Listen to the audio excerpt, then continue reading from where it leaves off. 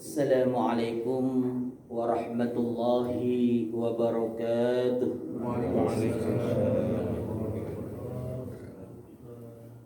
Alhamdulillah. Alhamdulillahi rabbil alamin. Wal aqibatu lil muttaqin wala udwana illa 'alal zalimin. Asyhadu an la ilaha illallah wa ashhadu anna Muhammadan abduhu wa rasuluh. Allahumma salli ala habibina wa maulana Muhammad wa ala alihi wa sahbihi ajma'in, amma ba'du. Faqad qala Allah subhanahu wa ta'ala fil Qur'anil Karim wa huwa asdaqul qailin. A'udzu billahi minasy syaithanir rajim.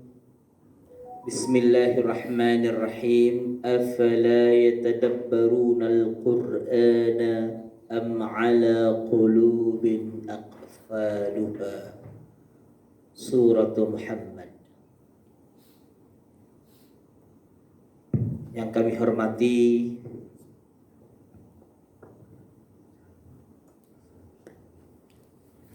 Ketua DKM Masjid Muhajirin dan seluruh jajarannya yang mudah-mudahan senantiasa mendapatkan perlindungan dari Allah Subhanahu wa taala.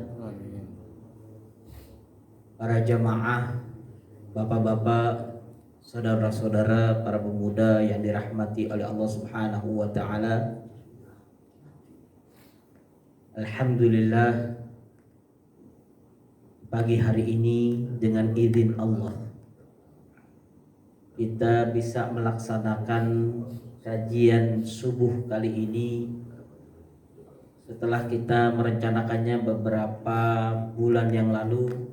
Alhamdulillah, hari ini kita bisa berkumpul di masjid yang mulia ini dalam rangka bersama-sama menapaki jejak langkah kita untuk bertaqarrub kepada Allah Subhanahu wa taala.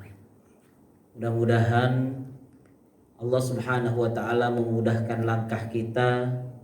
Allah Subhanahu wa taala senantiasa melindungi kita dan senantiasa mencurahkan rahmat, hidayah dan inayahnya untuk kita, sehingga kita bisa menjadi hamba-hamba yang istiqamah di jalan Allah dan bisa mengakhiri hidup kita dengan husnul khatimah. Amin ya rabbal alamin. Salawat serta salam kepada Rasulullah sallallahu alaihi wasallam. Berkat perjuangan beliau, ketauladanan beliau, kelembutan hati beliau, ketegasan dan kecintaan beliau terhadap kita, maka kita merasakan banyak sekali hal-hal yang menjadikan hidup kita terasa tenang dan tentram ketika kita mengikuti ajaran-ajaran yang pernah disampaikan oleh Rasulullah SAW. Maka sepatutnya kita mengirimkan sholawat serta salam kepada beliau agar kita mendapatkan cinta dari beliau dan mendapatkan syafaat dari Rasulullah SAW. Dan kita berharap bahwa kita berjumpa dan berkumpul bersama dengan beliau di dalam jannahnya yang penuh dengan kenikmatan. Amin ya rabbal alamin. Bapak-bapak, saudara-saudara yang dirahmati oleh Allah, kalau kita berbicara tentang Al-Quran, maka salah satunya juga kita harus berbicara tentang hadis Rasulullah SAW. Kalau Rasulullah SAW pernah memberikan sebuah isyarat kepada kita agar hidup kita sukses, maka kita harus menjadi orang yang mutafaqih fiddin. May yuridillahu bihi khairan yufaqihu fiddin. Jadi kalau Allah ingin menjadikan kebaikan dalam diri seseorang, maka Allah berikan pemahaman dia terhadap agamanya. Nah, kita juga termasuk ingin agar kita mendapatkan pemahaman yang baik tentang Islam, kemudian bisa melaksanakannya dengan baik, dan kita berharap agar Allah selalu menjaga kita, mengawal kita hingga kita bisa mengakhirinya dengan kebaikan-kebaikan dan kita menjadi orang-orang yang masuk kategori husnul khotimah. Maka untuk mencapai pada titik ini perlu perjuangan-perjuangan yang harus kita lewati, karena hidup ini adalah ujian dari Allah Subhanahu wa taala.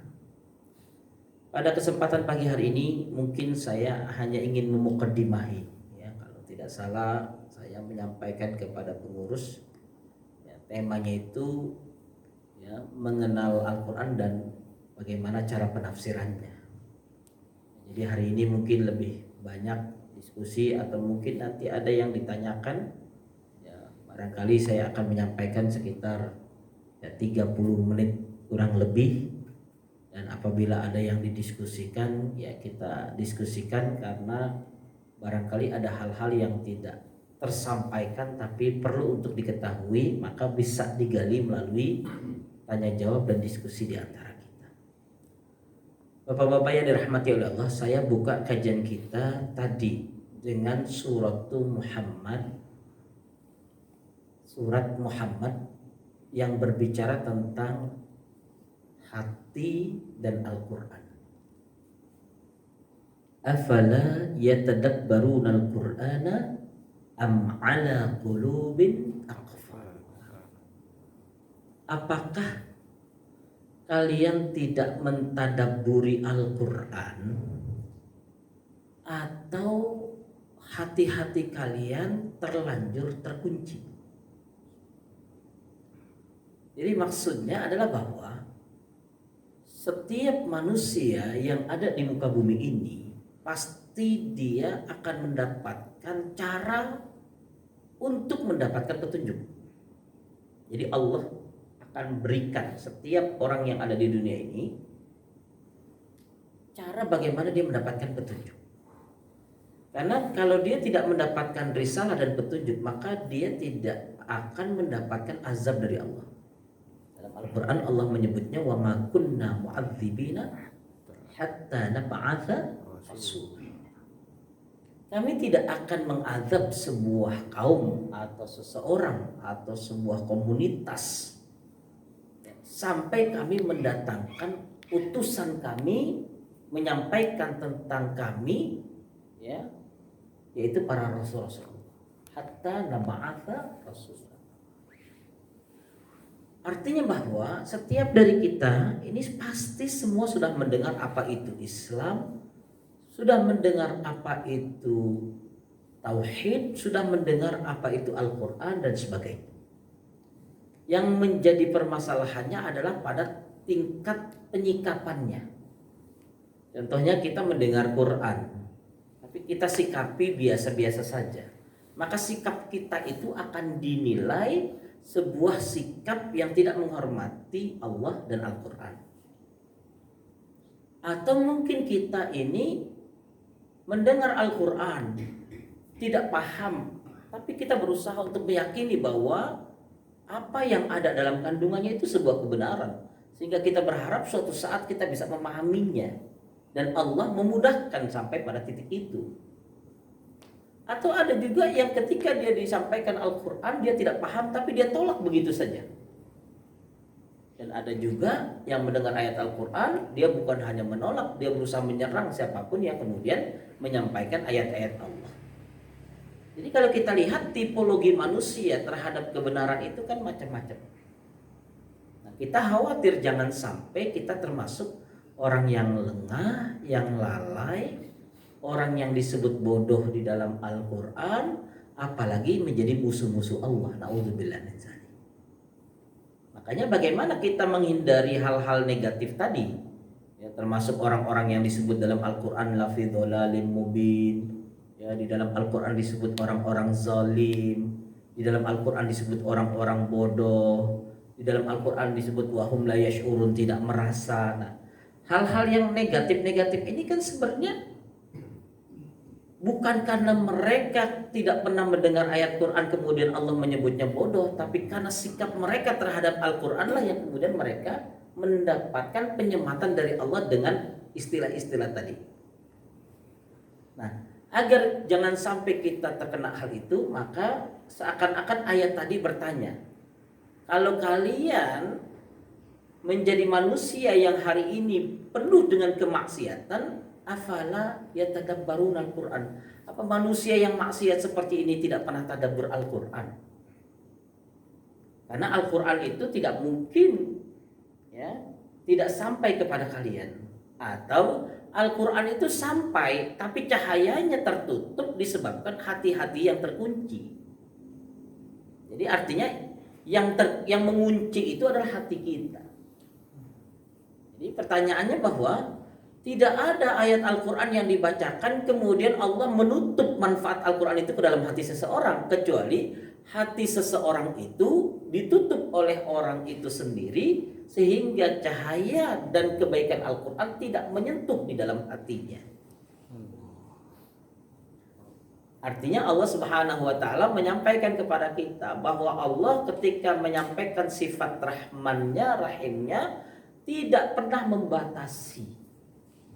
Jadi Allah memberikan kasih sayangnya itu kepada seluruh makhluk. Ya, makanya Allah mengatakan wa ma arsalnaka illa rahmatal lil alamin.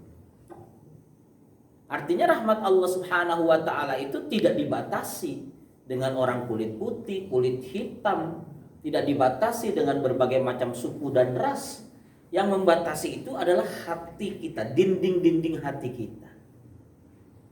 Nah, barangkali dinding-dinding hati kita ini disebabkan karena tidak mau untuk memahami Al-Quran, sehingga dengan perbuatan-perbuatan yang menyebabkan menjadi hati ini berkarat, itulah yang menyebabkan hati kita tidak bisa menerima cahaya Al-Quran. Makanya di sini saya ingin membahas tentang kalimat akfalnya. Apa namanya? Gemboknya itu apa? Kan kufel. Kufel itu lock ya. Jadi dia bentuknya gembok. Hati itu ada yang terkunci. Jadi mufradnya dia kuflun. Kemudian kuflani, kemudian jamaknya akfal. Berarti kalau kuflun itu satu gembok, kuflani dua gembok, ya, atau dua penutup, yang ketiga akfalun beberapa gembok, berarti ada perbuatan-perbuatan yang membuat hati klik terkunci. Menurut seorang Profesor Salah Abdul Fattah Al-Khalidi di dalam kitabnya Ta'amul Ma'al Quran, kalau kita lihat sedikitnya ada 4 hal yang menyebabkan terkuncinya hati manusia. Jadi kalau kita mau belajar Quran, maka usahakan hati manusia itu dikondisikan dulu, karena cahaya Al-Quran itu kalau menurut Al-Imam Syafi'i, ya, wa ilmu wa nurullahi la yuhda lil 'asi. Al-ilmu nurun, ya, wa nurullah la yuhda lil 'asi. Ilmu Allah itu sifatnya itu cahaya. Cahaya ini akan masuk ke dalam hati. Dan cahaya ini tidak akan menembus ke hati kalau hati itu senantiasa diisi dengan kemaksiatan. Jadi kalau kita lihat, ini menggambarkan bahwa yang memegang kunci-kunci hati itu ya kita sendiri dengan sikap kita. Maka apa 4 hal yang menyebabkan hati manusia terkunci di dalam surat Muhammad ini? Yang pertama, beliau menyampaikan bahwa sesungguhnya yang menjadikan hati manusia itu terkunci, yang pertama adalah kathratus syahawat. Ketika seseorang tidak mampu mengendalikan hawa nafsunya. Syahwat. Ya, syahwat itu bisikan-bisikan birahi, bisikan-bisikan nafsu, itu syahwat.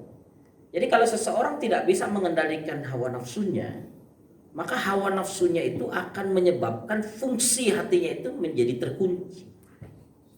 Disebabkan karena desakan-desakan tadi. Ya, makanya kalau kita perhatikan, ya, orang-orang yang suka bermaksiat, bersyahwat ini, yang artinya syahwatnya sedemikian rupa, kadang-kadang tidak bisa dinasihati. Contoh sederhananya, kalau ada anak muda sedang kasmaran Kasmaran itu apa ya? Ya intinya dia saling mencintai. Kemudian kita melihat bahwa dalam proses hubungan itu banyak hal-hal yang tidak baik. Dalam kondisi dia kasmaran kita nasihati, kadang-kadang nasihat itu tidak masuk. Kenapa? Karena dia sudah merasa bahwa dengan cintanya itu dia sudah sangat merasa ya, nyaman di situ. Jadi ketika kita larang, dia tidak akan pernah mau mendengarkannya. Ya, apalagi dulu waktu sekitar 13 atau 14 tahun yang lalu saya ngisi kajian juga di sini. Ya, setelah itu kemudian ada di antara ya jamaah kemudian bertanya, Pak Ustadz gimana ini kondisi di BNR ya? Nah, saya bilang kenapa masalahnya? Kalau malam minggu, malam Sabtu itu sepanjang jalan itu kadang-kadang banyak kemaksiatan yang terjadi. Ya, dengan berbagai macam cara kita berusaha untuk menghalangi, ya, tetap saja tidak ada pengaruhnya. Kenapa? Karena barangkali yang datang ke sini itu syahwatnya sudah di puncak, jadi dia sudah tidak lagi memperdulikan siapa yang ada. Ya, sehingga ya, mereka mungkin ada yang melakukan pemenuhan syahwat itu tanpa lagi menggunakan logika. Ya, di tempat orang, kemudian juga sampai didatangi, sampai kemudian dikejar-kejar, sampai dibatasi, tetap saja itu terjadi. Kenapa? Karena syahwat yang memuncak. Maka orang yang memiliki kasratus syahwat, ya, walaupun syahwat ini sebenarnya anugerah Allah, karena zuyyina linnasi hubbus syahwat, artinya tetap anugerah itu ada, cuma dikendalikan, bukan kemudian menguasai jiwa.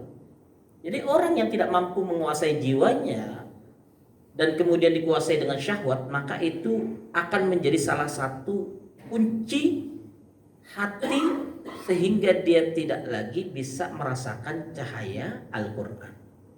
Itu yang pertama. Yang kedua adalah kathratul ma'asi, ya, kebanyakan maksiat. Jadi kalau kita sering berbuat maksiat, kadang-kadang kita tidak tertarik lagi dengan ayat-ayat Al-Quran yang dibacakan kepada kita. Di saat orang mendengar ayat Quran, menangis, tersentuh, dia merasa tidak ada apa-apanya. Ya, karena mungkin kemaksiatan itu sudah terlalu banyak, ya, kemaksiatan matanya sehingga menutupi cahaya mata dari Al-Quran. Ya, maksiat di telinganya sehingga tidak mampu lagi dia bisa mendengar indahnya ayat-ayat Allah. Kalau dia maksiat hatinya, apalagi hatinya tidak pernah tersentuh dengan ayat Quran. Maka kemaksiatan-kemaksiatan yang kadang-kadang kita lakukan itu, ketika kita ingin berinteraksi dengan Al-Quran, kita berusaha untuk menguranginya, bahkan kalau perlu kita untuk menyetopnya. Kenapa? Karena itu yang menyebabkan terkuncinya hati dari Al-Quran. Makanya am ala qulubin aqfaluha. Ya, ada mufassir itu yang kemudian seakan-akan membacanya dengan intonasi yang berbeda. Am ala qulubin aqfaluha, seakan-akan kalimat su'al. Apa memang hati kalian sudah terkunci? Nah, jadi kalau kita lihat bahwa Allah Subhanahu wa taala memberikan informasi kepada kita bahwa ada penyebab hati terkunci, tapi untuk menjelaskannya Allah dengan bertanya, apa kalian yang telah mengunci hati kalian sendiri, kan? Ya, yang pertama tadi syahwat, yang kedua adalah maksiat. Yang ketiga adalah kathratul la'bi, terlalu banyak bermain-main. Ya, jadi kalau kita lihat innamal hayatud dunya la'ibun wa lahbun wa zinatun wa tafakhur, itu semua permainan dunia. Jadi kalau kita banyak bermain-main, waktu kita pakai untuk bermain-main, khawatir kita tidak mampu untuk itu. Ya. Kemudian yang terakhir, yang keempat adalah hubbud dunia, terlalu cinta terhadap dunia. Kalau hati sudah cinta terhadap dunia, keindahan Al-Quran yang seperti samudra itu tidak mampu kita lihat. Disebabkan kenapa? Karena mungkin dunia telah menutup mata kita, hati kita dari cahaya Al-Quran tadi. Nah, inilah mungkin sebagai muqaddimah bagaimana kita perlu untuk mempelajari Al-Quran dan tafsirnya. karena kita tidak ingin Al-Quran yang Allah turunkan sebagai huda menuju kepada ketakwaan ini ternyata tidak menjadi sebuah pedoman hidup kita yang kita khawatir ternyata kita tidak bisa mendapatkan predikat takwa di sisi Allah Subhanahu wa taala. Kenapa? Karena kalau sudah takwa itu Allah Subhanahu wa taala hampir sampaikan banyak sekali dalam Al-Qur'an bicara tentang jannah itu pasti ada derivasi dari kalimat takwa. Ya, seperti kalimat uiddat lil muttaqin atau innal lil muttaqina mafaza. Itu kalimat-kalimat takwa itu selalu dengan kesuksesan, dengan keberuntungan, dengan keberhasilan, dengan tempat tinggal surga, dengan kemudian fasilitasnya itu selalu berkaitan dengan ketakwaan. Nah, kita hidup ini sedang menuju tangga ke arah sana dan salah satu sarananya adalah memahami ayat-ayat Allah dan hadis-hadis Rasulullah Sallallahu Alaihi Wasallam. Sekarang kita mulai membahas tentang Al-Quran, definisi Al-Quran. Ma huwal Quran? Apa itu Al-Quran? Jadi kalau kita lihat dalam kitab Manahilul Irfan, Al-Itqan fi Ulumul Quran, Al-Burhan fi Ulumul Quran, itu para ulama banyak sekali mendefinisikan Al-Quran baik secara lughatan wa istilah. Tapi saya mengambil ada satu pendapat ulama yang berkaitan tentang definisi Al-Quran ini karena saya memandangnya definisi Al-Quran yang beliau sampaikan dan juga diambil di dalam beberapa buku termasuk diantaranya Mabahis fi Ulumul Quran itu yang ditulis oleh Man Al-Qattan itu cukup memberikan gambaran kepada kita bahwa para ulama berusaha bagaimana memetakan agar kita bisa mengenal Quran lebih dekat. Apa yang kemudian di dalam kitab ini disebutkan? Mahwal Quran. Al-Quran huwa kalamullahil mu'ajiz al-munazzal ala nabiyina Muhammad sallallahu alaihi wasallam biwasitatil amin Jibril alaihi salam al-manqulu ilayna bit-tawatur al-maktubu fil masahif al-muta'abbadu bitilawatihi al-mabdu'u bi suratil Fatihati wal mukhtatamu bi suratin Nas. Jadi beliau menjelaskan definisi Al-Qur'an itu sedikitnya ada 8 unsur yang semuanya itu memiliki keterkaitan satu sama lain dan semuanya hanya ditemukan dalam Al-Qur'an. Artinya ketika bicara tentang definisi tentang hadis, tentang ijma' dan sebagainya, maka tidak ada yang definisinya lebih sempurna daripada Al-Quran. Yang pertama, Al-Quran huwa kalamullahil mu'ajiz. Al-Quran merupakan firman Allah yang mengandung kemukjizatan. Jadi kalau kemukjizatan ini kan ya, kita mengenalnya dari kalimat a'jaza yu'jizu.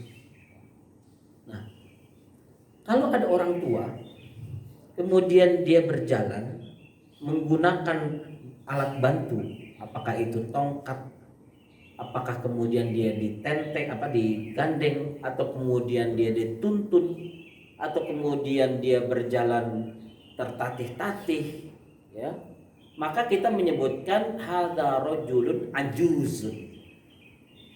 Ini orang yang lemah. Kenapa? Karena dia tidak bisa menopang dirinya sendiri. Itu namanya ajuz. Artinya ketika seseorang tidak mampu untuk memenuhi kebutuhannya sedangkan dia punya keinginan itu, maka dia akan tampak kelemahannya di hadapan orang lain. Itu namanya ajuz, kelihatan lemah, tidak berdaya, kekurangan fasilitas dari tubuh. Nah, kenapa kemudian Al-Quran disebut mu'ajiz? Karena Al-Quran itu mampu menundukkan seluruh kemampuan manusia dalam semua perspektifnya. Artinya Al-Quran itu memiliki ilmu pengetahuan yang mengalahkan seluruh ilmu pengetahuan yang lain. Al-Quran itu memiliki bahasa yang tingkat ketinggian sastranya itu mengalahkan seluruh sastrawan yang ada. Kenapa? Karena ini merupakan kalamullah, merupakan firman Allah yang melemahkan semua yang berhadapan dengan Quran. Jadi kalau orang menentang Quran, maka dia dengan mudahnya dijatuhkan oleh Al-Quran. Ya, walaupun kalau kita lihat kemukjizatan itu kan berbeda ya. Kalau zaman Nabi, di antara kemukjizatannya yang paling hebat itu adalah Al-Quran. Kalau zaman Nabi Musa, kehebatannya adalah tongkat. Itu mukjizat Nabi Musa, tongkat. Dari tongkat ini berapa kali Nabi Musa mengetokkan dan kemudian mampu mengalahkan musuh-musuh Allah. Contohnya selain mengalahkan musuh-musuh Allah juga memudahkan untuk urusan orang lain. Ya, kalau memudahkan urusan orang lain, contohnya ketika Nabi Musa mengetukkan tongkatnya ke bebatuan, maka famfajarat min husnata asyrata aina. Maka kemudian sekali pukulan itu langsung memancar 12 mata air. Setelah mereka melewati laut, ya, setelah selesai mereka mendapatkan sebuah sumur, mereka minum di situ. Karena mereka sangat serakah, akhirnya mereka ribut sesama Bani Israel, keturunan dari anak Nabi Yakub, cucu dari Nabi Yakub, keturunan mungkin. Nah, karena ribut itulah kemudian mereka datang ke Nabi Musa. Nabi Musa kemudian berdoa kepada Allah. Allah katakan, pukulkan tongkatmu. Kemudian memancar 12 mata air. Pada alima kullu unasim masyrabahum, kata Nabi Musa, jangan berebut lagi ya, ini sudah ada setiap kelompoknya satu-satu.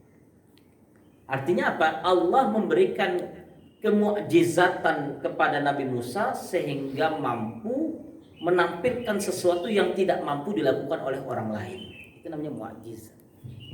Nah, di antara kemukjizatan yang Allah berikan kepada Nabi Muhammad adalah Al-Quran. Maka tidak ada satupun ilmu pengetahuan yang dimiliki oleh manusia yang mengalahkan Al-Quran.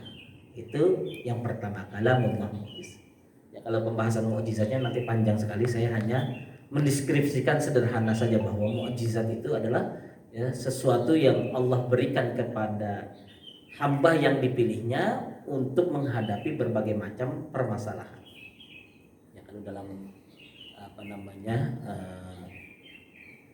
dalam definisinya itu khariqul adah, Allah memberikan kepada hamba pilihannya sesuatu yang di luar dari kemampuan manusia. Ya, kalau yang hissiyah Nabi Muhammad itu yang sederhananya, contohnya membelah bulan. Tidak ada di dunia ini orang yang bisa membelah bulan. Ya, walaupun kemudian Allah menyaksikannya, artinya memberikan kita untuk menyaksikannya di dalam surat Al-Qamar itu, iqtarabatis sa'ah wan syaqqal qamar. Kiamat itu akan dekat. Salah satu tandanya itu apabila bulan itu terpecah. Bulan itu bisa dipecah. Berarti pada zaman Rasul itu bicara tentang hari kiamat itu sebenarnya sudah dekat, karena iqtarabatis sa'ah. Hitungannya dari mana? Hitungannya dari awal penciptaan manusia. Artinya bahwa dari manusia diciptakan sampai Nabi Muhammad, dan dari Nabi Muhammad SAW sampai hari kiamat nanti, jarak antara Nabi Muhammad dengan kiamat itu lebih dekat dibandingkan dengan yang sudah dilewati. Ini disebut dengan dekat karena Allah Maha Tahu.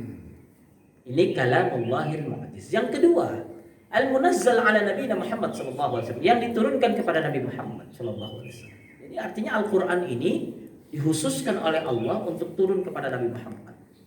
Sehingga tidak boleh ada orang yang mengatakan bahwa Al-Quran sebagian ayatnya turun kepadaku. Ada ayat Al-Quran hari ini masih turun kepadaku. Tidak boleh. Kenapa? Karena Allah Subhanahu wa ta'ala menurunkan Al-Quran hanya kepada Nabi Muhammad SAW.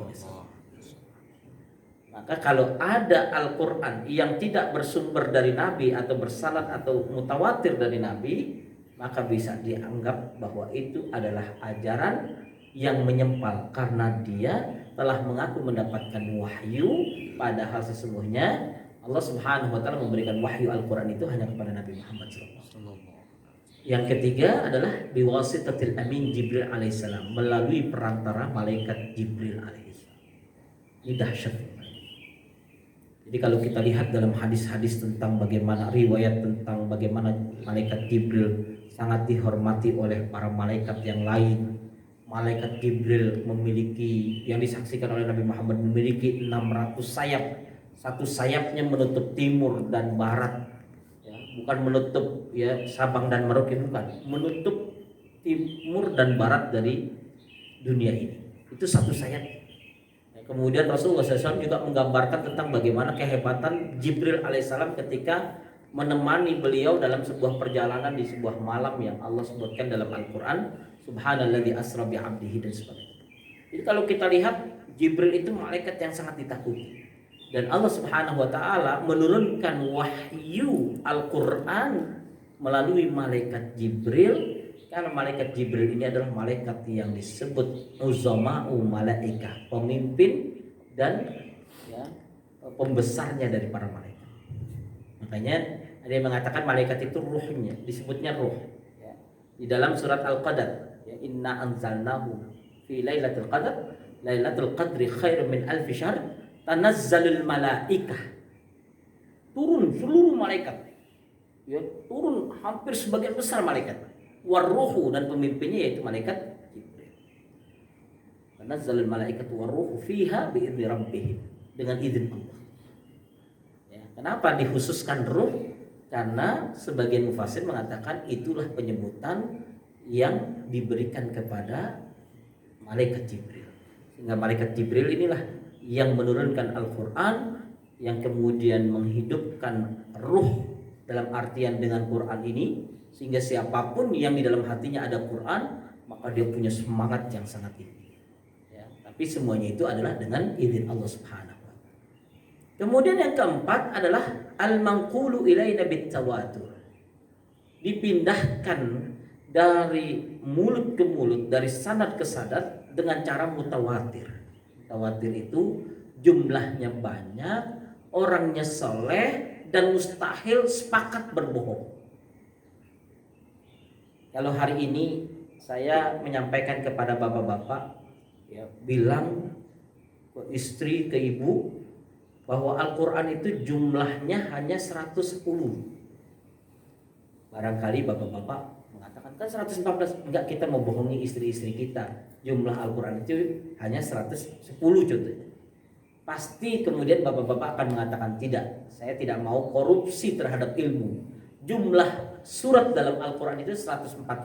Saya tidak akan menyampaikan apa yang Ustaz sampaikan. Itu namanya tidak mau sepakat untuk berdusta. Jadi Al-Quran yang diturunkan oleh Allah melalui malaikat Jibril disampaikan kepada Rasulullah. Rasulullah menyampaikan kepada para sahabat. Sahabat pun banyak komunitasnya, ada sahabat di Madinah, ada sahabat di berbagai macam tempat. Tapi mereka adalah orang-orang yang tidak mau bersepakat untuk berdusta. Mereka orang-orang soleh, mereka takut kepada Allah. Maka kumpulan orang itu disebut mutawatir, jumlahnya banyak dan tidak mau berdusta. Jadi Al-Quran itu turun dari masa ke masa, jumlahnya banyak, dan tidak mungkin orang ada yang mau sepakat untuk berdusta terhadap ayat Allah. Sehingga sampai hari ini walaupun sudah 1400 tahun yang lalu masih tetap terjaga, masih tetap ya kita lihat ya dibaca dimanapun kita berada. Karena saya pernah melihat begitu banyaknya upaya mereka untuk bagaimana menyalahkan Al-Quran. Artinya ada yang dihilangkan satu ayat, ada yang harusnya syadidul adab diganti syadidul iqab dan sebagainya. Ternyata itu mampu terverifikasi dengan para hufazul Quran segera. Ya, dicetak hari ini disebar, besoknya sudah ketahuan bahwa ada yang salah cetak. Itu para misionaris itu sampai berpikir gimana kok bisa. Akhirnya mereka mengatakan mustahil bagi kita untuk menggantikan setiap huruf dalam ayat Al-Quran. Kemampuan kita hanya berusaha untuk meredaksi pemahaman mereka, interpretasi mereka terhadap Quran, sehingga mereka sesat terhadap Qurannya dan mereka akan terjebak di dalam. Jadi sekarang mereka tidak berusaha untuk bagaimana menggantikan ayat-ayat Al-Quran. Mereka berusaha untuk memalingkan dan ya menjatuhkan daripada pemahaman Al-Quran kita. Nah itu juga salah satu kenapa kita harus tadabbur Al-Quran atau menafsirkan Al-Quran dengan benar. Kemudian yang selanjutnya al-maktubu fil masahif, yang tertulis di atas lembaran-lembaran. Artinya bahwa Al-Quran yang kita temukan sekarang itu sudah bisa kita temukan dalam lembaran-lembaran. Walaupun kemudian kita menyebutnya mushaf.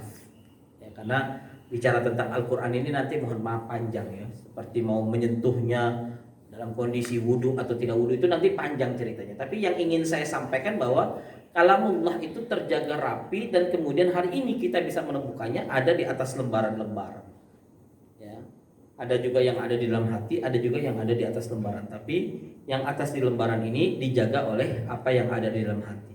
Maka kalau seandainya Al-Quran hari ini dihancurkan dan kemudian dihabiskan, maka besok pagi sudah bisa terbit lagi. Kenapa? Karena yang menghafalnya sangat banyak sekali.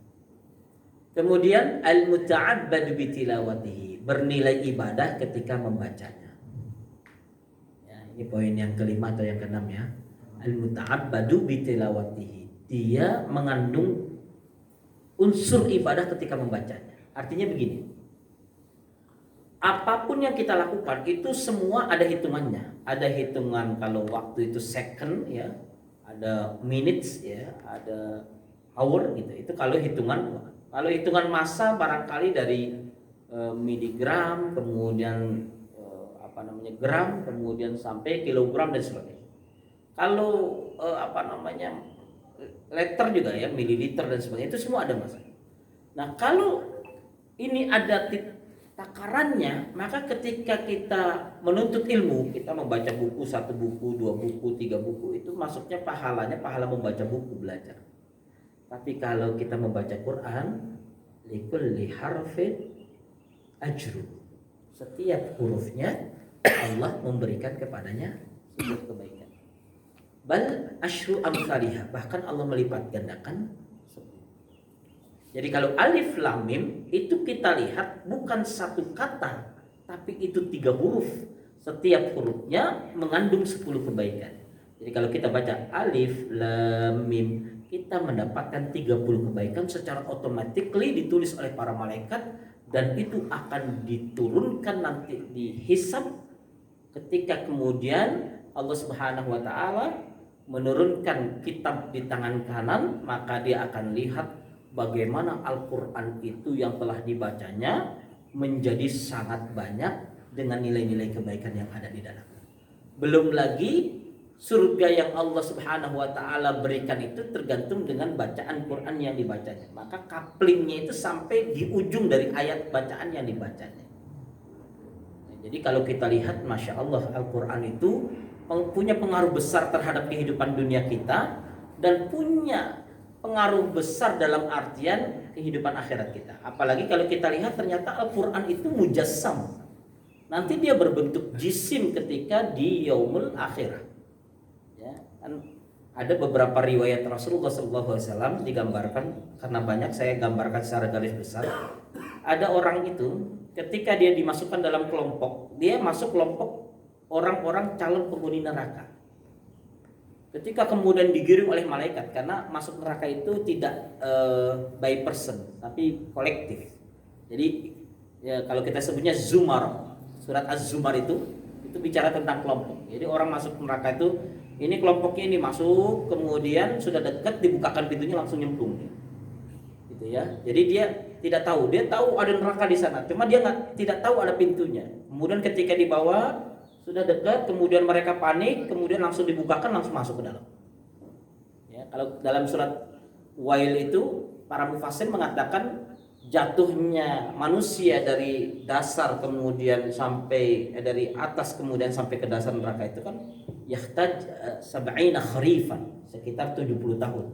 Hanya untuk butuh jatuhnya saja. Ya, belum nanti di dalamnya seperti apa. Jadi kalau kita lihat dengan ayat-ayat Allah Subhanahu wa taala ini, ya, kita perlu banyak cara untuk menyelamatkan diri. Dan salah satunya adalah Al-Qur'an, karena Al-Qur'an itu setiap hurufnya dihitung dan dilipat gandakan 10. Jadi kalau kita baca surat An-Nas, mohon maaf surat An-Nas sudah kita hafal insyaallah ya. Berapa jumlah hurufnya? Kita nggak sempat ngitung kan? Malaikat sudah secara otomatis yang menghitungnya, mengkalkulasikannya. Itu yang disebut dengan al-muta'abbadu bitilawatihi. Membacanya itu bernilai ibadah. Tapi yang dinilai itu bukan kalimatnya, bukan ayatnya, bukan suratnya, tapi hurufnya. Jadi kalau kita beli kapas, hitungannya mungkin kilogram. Tapi kalau kita beli berlian, mungkin hitungannya bukan kilo, bukan gram, tapi mungkin di bawahnya lah. Ya, kalau kita lihat ya, narkoba juga segitu. Ya. Ternyata orang itu menyembunyikan narkoba 0,4 gram. Ya. Itu sampai dihitung seperti itu. Ya. Kalau kita contohnya nyimpen garam di kantong kita, berapa garamnya? Ya cuma 0,5 kilogram gitu kan. Ya mungkin nggak ada harganya. Tapi ketika yang dimasukin contohnya narkoba itu jadi masalah kan. Itu kalau kejahatan begitu. Ya. Ada juga kebaikan-kebaikan yang Allah lipatkan itu dengan hitungan-hitungan kecil. Karena memang Allah sampaikan famay ya'mal mithqala dzarratin khairan yara wa may ya'mal mithqala dzarratin syarran yara. Jadi Allah menghitungnya itu dari hitungan dzarrah. Dzarrah itu sebenarnya hitungan kalau menurut para ulama dulu itu disebut biji sawi. Padahal biji sawi itu memang kecil tapi masih kelihatan. Ternyata dzarrah itu menurut ulama dia adalah sebuah benda yang sangat kecil atau mau disebut molekul atau apapun. Dia tidak bisa dilihat dengan mata kecuali dengan alat bantu. Itu namanya dzarrah. Jadi kalau kebaikan kita Allah hitung, kemudian keburukan kita Allah hitung, maka kita bisa melihat bahwa ternyata di dalam kehidupan kita ini segala sesuatunya harus kita pertanggungjawabkan di sisi Allah Subhanahu wa taala. Kemudian yang selanjutnya al-mabdu'u bi suratil Fatihah, dimulai dengan surat Al-Fatihah dan diakhiri dengan surat An-Nas. Ya, jadi ya, definisi ini menggambarkan kepada kita bahwa Al-Qur'an itu di setiap definisinya memiliki pembahasan tersendiri. Kemu'jizatannya, kemudian turunnya kepada Nabi Muhammad, kemudian siapa sosok malaikat Jibril itu sendiri, kemudian bagaimana hukumnya ketika kita membaca Quran, bagaimana proses Al-Quran itu sampai kepada kita hari ini, semuanya ada di dalam definisi tersebut. Tapi karena keterbatasan waktu, saya tidak memasukkannya ke dalam pembahasan kita hari ini, hanya poin-poin besarnya saja. Nah, kemudian yang terakhir, tafsir. Tafsir itu kalau kita lihat pendekatan para ulama itu banyak sekali.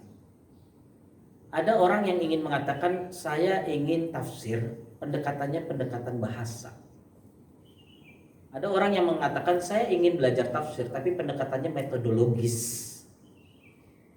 Saya ingin belajar tafsir tapi pendekatannya referensi. Saya ingin belajar tafsir tapi pendekat macam-macam. Jadi kalau kita lihat tafsir itu sekarang itu apalagi dengan dengan kondisi seperti sekarang tafsir itu sedemikian rupa. Tapi saya tidak ingin mempersulit kepada bapak-bapak. Saya hanya ingin menyampaikan para ulama sebagian besar membagi tafsir dilihat dari sisi referensinya itu sedikitnya ada 3. Pada umumnya ya. Yang pertama, para ulama mengatakan tafsir itu adalah tafsir bil ma'thur. Apa tafsir bil ma'thur? Tafsir bil ma'thur adalah tafsir yang referensinya itu menggunakan dalil-dalil nas Al-Quran dan hadis. Jadi tafsir bil ma'thur ini adalah Al-Quran yang ditafsirkan oleh ayat Al-Quran lainnya atau ayat-ayat Al-Quran yang ditafsirkan oleh hadis-hadis Nabi. Maka ketika dia menjelaskannya demikian, itu namanya tafsir bil ma'thur. Tafsir ini lebih selamat karena apa? Karena dia tidak berusaha memasukkan pandangan orang lain. Dia hanya berusaha untuk menjelaskan ayat ini, dijelaskan dalam ayat ini dijelaskan oleh Nabi dalam hadis ini, kemudian hadis ini menjelaskan ayat ini dan kemudian terkait dengan ayat ini. Itu kaitannya tafsir bil ma'thur. Dia hanya seputar pada nas-nas yang sudah sharih. Yang memakainya diantaranya tafsir Ibnu Katsir. Ibnu Katsir itu kategorinya tafsir bil ma'thur. Salah satu contohnya ya. Kemudian yang kedua ada yang disebut dengan tafsir berra'yi. Tafsir yang menggunakan logika. Jadi tafsir kemudian ditafsirkan dengan ayat Quran, kemudian ditafsirkan dengan hadis, kemudian dikonklusi dengan logika-logika manusia, berdasarkan dengan keilmuannya, berdasarkan dengan kebasirahannya. Maka ini disebut dengan tafsir birra'i, tafsir yang menggunakan pendekatan logika. Nah, yang terakhir yang disebut dengan tafsir bil isyarah, tafsir yang pendekatannya itu menggunakan isyarat-isyarat. Tentunya menggunakan isyarat alam, menggunakan isyarat mimpi, maka kemudian dijadikan tafsir. Nah, untuk yang pertama, ulama mengatakan itu sudah selesai. Itu insya Allah selamatlah. Yang menjadi masalah yang dua ini, tafsir berra'i. Karena tafsir berra'i itu terbagi menjadi dua, tafsir berra'i al-mahmud dengan tafsir berra'i al-madmum. Tafsir yang menggunakan logika dan kemudian dia termasuk yang diperbolehkan. Ada tafsir yang menggunakan logika tapi dia tidak diperbolehkan. Maka kalau yang diperbolehkan itu hampir sama dengan tafsir tafsir bil maksur, cuma dia masuk akal. Ya, jadi dalam ayat ini seperti ini seperti ini. Menurut saya dia seperti ini. Itu artinya tafsir bil ra'yi tapi yang diperbolehkan. Yang tidak diperbolehkan ketika dalam tafsir bil ra'yi al-madmum ini, yang pertama, ketika dia menafsirkan ayat Quran, dia tidak menggunakan ayat-ayat yang lain. Itu tidak diperbolehkan. Jadi kalau seandainya ada ayat Al-Quran bunyi seperti ini, kemudian setelah itu kita tidak kuatkan dengan ayat-ayat yang lain, hanya berdasarkan menurut pendapat saya, surat ini, ayat ini logikanya seperti ini, arahnya begini, kayaknya bahasanya gini, itu nggak boleh. Kenapa? Karena dia hanya mengandalkan logika. Ya, maka dia harus dikawal. Akal ini harus dikawal dengan Quran dan hadis. Ketika kemudian menjelaskan tentang akhlak, kemudian ada hadis tentang akhlak, kemudian ada ayat lagi tentang akhlak, kemudian dia menjelaskan dengan logikanya antara ayat dan hadis ini, berarti pemikirannya itu dikawal dengan Quran dan hadis. Tapi ketika dia menafsirkan tanpa itu, maka itu tidak diperbolehkan.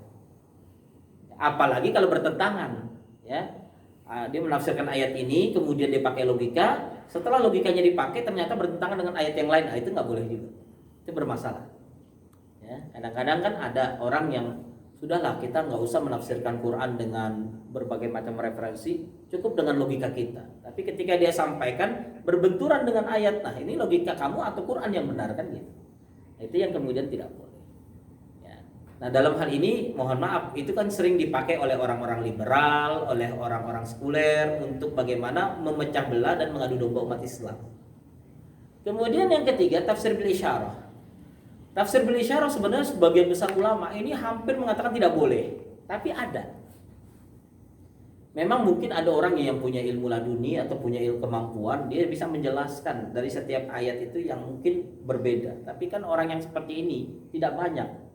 Hatta Nabi Musa pun belajar dengan orang seperti ini pun masih ya merasakan kesulitan. Dalam kisah tentang suratul Kahf itu, ya, itu kan Nabi Khidir itu tidak bisa diterima.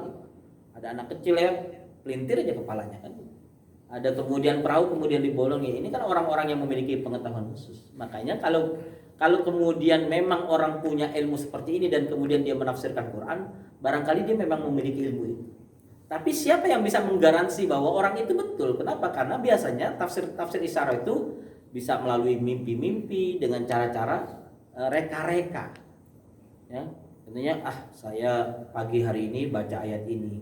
Kok saya lihat matahari agak nyingsing ke sana. Oh, mungkin maksud ayat itu tuh ya kaitannya dengan hidup kita itu yang sekarang agak itu dia berusaha bagaimana mengambil ayat-ayat Quran itu dengan tafsiran-tafsiran seperti itu. Kalau sekarang itu yang model-model kayak gini nih, mohon maaf ya, itu model-model tafsir angka. Ya. Wah, ini angka 21. Ya, kemudian dia hurufnya itu nomornya 21. Ya, karena ABC angka urutan 21. Oh, berarti dia kaitan dengan ini. Padahal tidak ada hubungannya dengan ayat Al-Qur'an. Nah, itu namanya gotak-gatek ya istilahnya ya. Itu namanya tafsir bil isyarah. Ya, masuk kategori. Kenapa? Karena yang paling bahaya itu dimasuki oleh orang-orang yang punya kebatinan. Ya, contohnya dia punya pemahaman maninggaling kaula gusti atau dia punya pemahaman macam-macam gitu ya. Kemudian ayat Al-Qur'an ditafsirkan berdasarkan dengan pemahaman dia. Nah, itu yang kemudian disebut dengan tafsir bil isyarah. Itu tidak diperbolehkan oleh para ulama. Ya, jadi dalam hal ini kalau kita lihat ada 3 ya yang besar yang disampaikan. Walaupun sebenarnya metodologinya banyak, ada bahasa dan sebagainya tadi saya sampaikan, tapi sebagian besar pembahasan kita kalau bicara tentang tafsir secara referensi itu 3: bil ma'thur, bil ra'yi, bil isyarah. Bil ma'thur ini landasannya Quran dan hadis, bil ra'yi Quran hadis plus logika, kemudian terbagi 2, boleh tidak boleh. Yang ketiga tafsir bil isyarah, menggunakan logika, mimpi atau perasaan, dan itu di luar dari nalar manusia pada banyak atau umumnya. Barangkali itu yang bisa saya sampaikan untuk pagi hari ini sebagai mukaddimah. Ya, mudah-mudahan kita lebih semangat lagi dalam menuntut ilmu, terutama dalam ulumul Quran, sehingga kita bisa menjaga diri kita tetap berada dalam keistiqomahan. Itu saja. Selanjutnya saya kembalikan kepada pengurus. Apakah ada yang mau didiskusikan atau mau ditanyakan atau mau dicukupkan, ya saya serahkan sepenuhnya kepada beliau. Assalamualaikum warahmatullahi wabarakatuh. Ya, saya pernah mendengar, ya mungkin itu dari sisi banyak membaca Al-Quran, menafsirkannya juga sepotong-sepotong gitu. Jadi pengertiannya jadi berbeda sekali gitu. Nah ini pemahaman dari liberal atau dari apa, ada memang ada yang diambil yang kepentingannya saja gitu. Itu asal mulanya bagaimana bisa melakukan tafsir? Iya.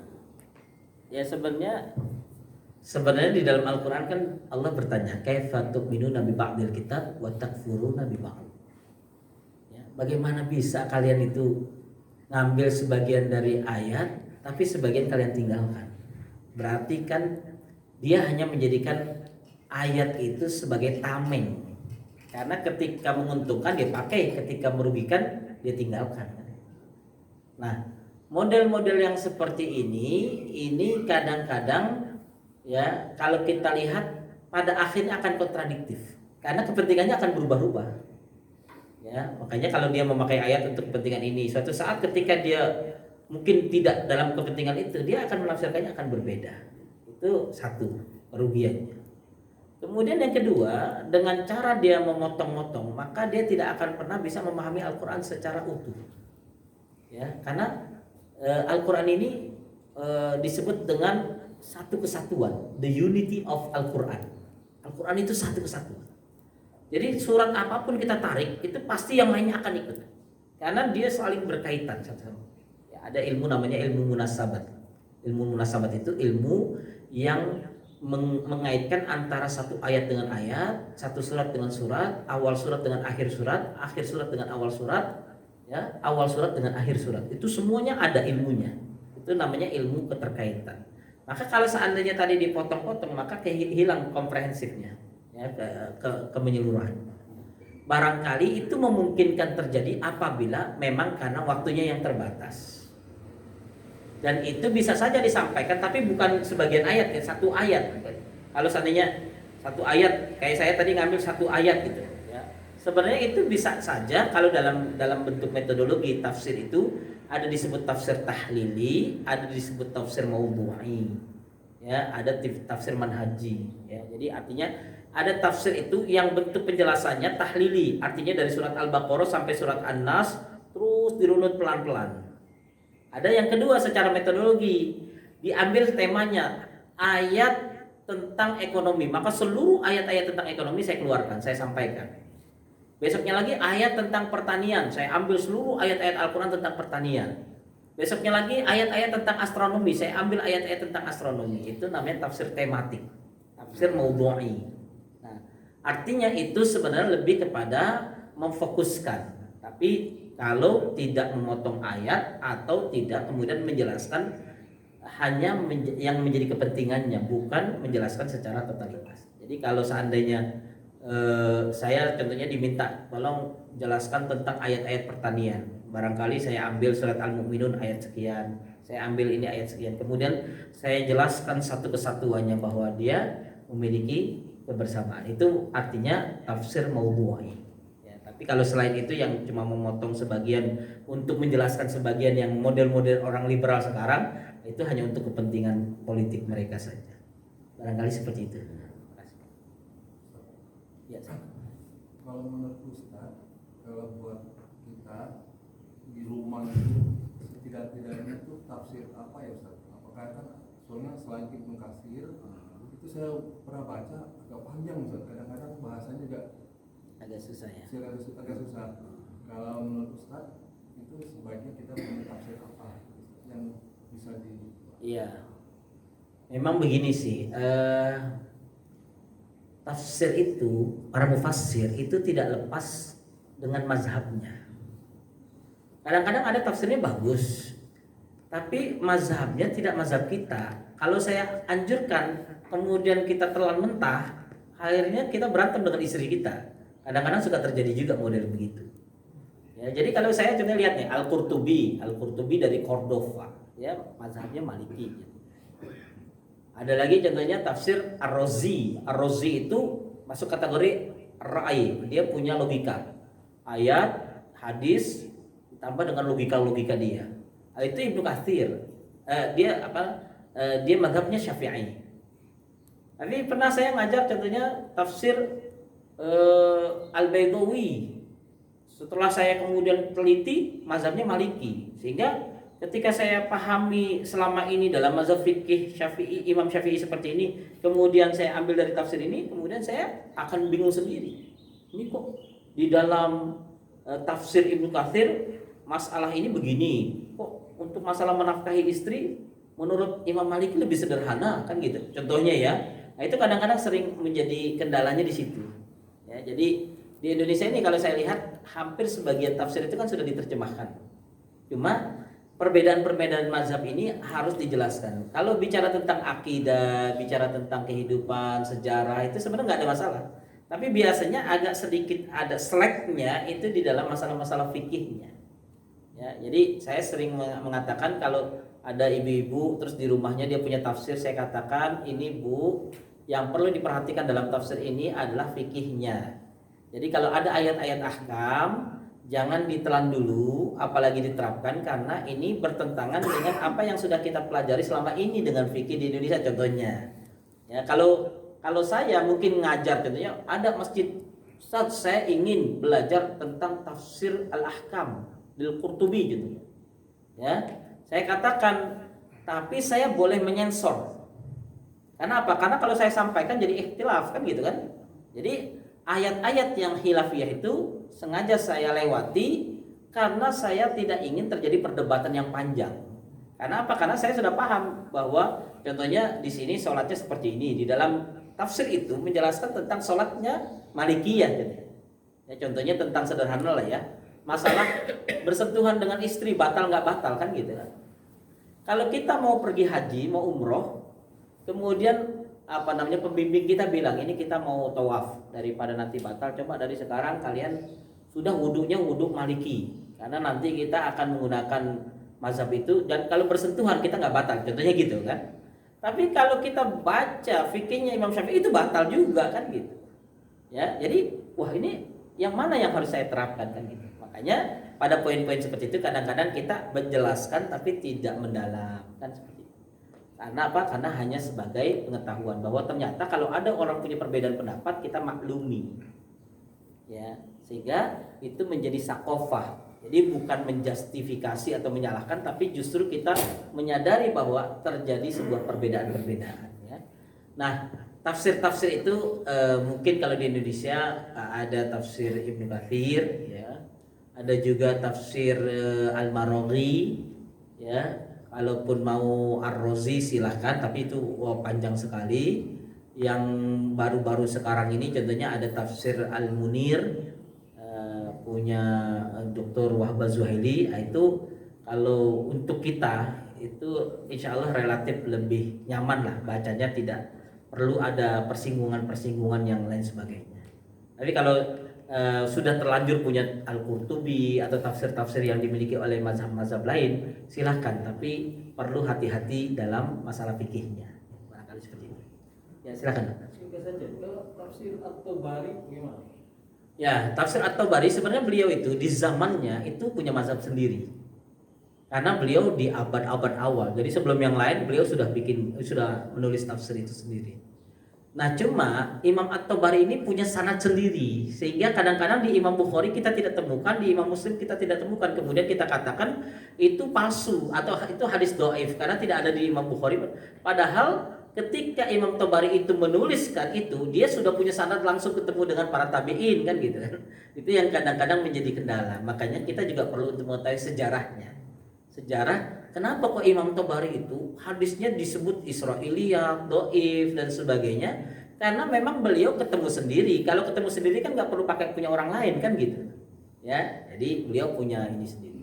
Cuma mazhab beliau itu, mazhab Tabari itu sedikit, hanya di sebuah komunitas di beberapa tempat, sehingga beliau dalam hal ini kalau kita katakan termasuk bapaknya tafsir Bil Maksur. Cuma perdebatannya di At-Tabari itu rata-rata di riwayat hadisnya. Ya, sebentar. Kebetulan saya banyak diskusi di komunitas yang membahas At-Tabari itu. Oh, gitu. Bagi saya sih, ya punya referensi ke Ibnu Katsir gitu.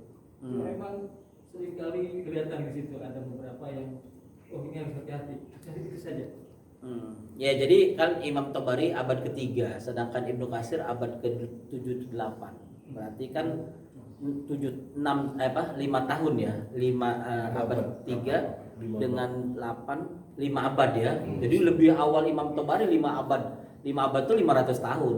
Jadi keilmuan Imam Tabari itu kalau seandainya sama dengan Ibnu Katsir, berarti Ibnu Katsir ngambilnya dari At-Tabari sebenarnya kan gitu. Itu sebenarnya logikanya. Jadi jangan sampai kenapa At-Tabari tidak mengikuti imam-imam ini, karena dia lebih awal lahirnya kan gitu ya.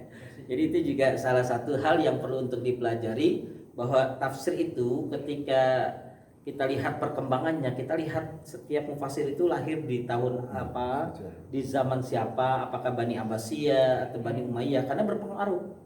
Ya, yang paling ekstrim itu sebenarnya zaman itu Al-Qurtubi. Karena apa? Karena beliau menulis tafsir itu di Cordova. Cordova itu Spanyol. Jadi bagaimana mungkin orang menulis tafsir berbahasa Arab itu di Spanyol, sedangkan Spanyol itu peradaban sudah ke arah ya artinya sudah modern lah pada saat itu gitu kondisinya kan. Ya, sedangkan yang lain masih ada di Yaman, ada yang mungkin di beberapa negara yang secara kehidupan itu sederhana kan gitu. Jadi nanti memang ada nuansanya. Lahirnya kapan, kemudian dipengaruhi politik atau tidak pada saat itu, dan kemudian beliau berguru dengan siapa dan sebagainya. Makanya itu nanti ada namanya pelajaran itu Manahijul Mufassir, metodologis para mufassir. Itu nanti akan dijelaskan di situ. Barangkali terima kasih. Saya Yes. tentang rukun iman. Rukun iman itu kan persyaratan menjadi orang beriman. Ya.